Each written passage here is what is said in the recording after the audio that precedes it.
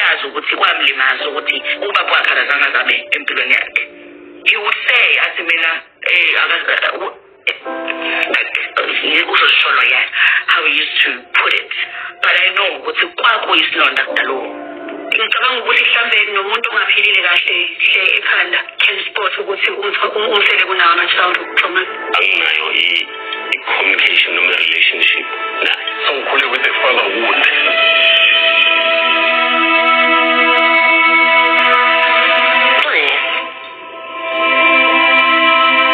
So ubaba uma ngabe engekho empilweni yami noma enganginaki ukhulu wami lo ngisho ukuthi uFlo wadlala indima yokuba umama nokubaba.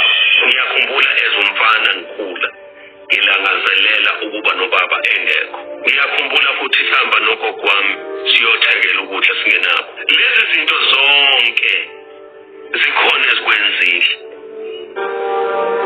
Uma biologically indima idlalayo yena i-financial. Okay, ugogo izimiso nje sokungishapha zokungaka zenza ugogo.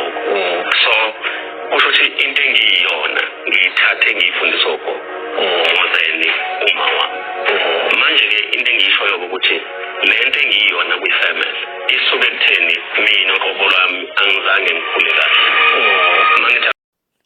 Ay, inkulumo kaMseleku sometimes contradictana. You just said Flo is the reason you're the man that you are today. At the same time, you say this family is a reflection of how badly I was raised, but you always say you were raised by Flo, who did a great job. So it's like, okay, maybe I'm misunderstanding it, but it's fine. I would like to add and say Umseleku, in being a father, he's just been like phenomenally great, obviously with the help of his wives, but Kule department, he really has showed up in a sense of he is very present. He is a provider and he is the protector of a home. So that is beautiful. That is just beautiful for having the experience that he has with his parents, but he still shows up as a parent when it comes to his own children. It's nice to see.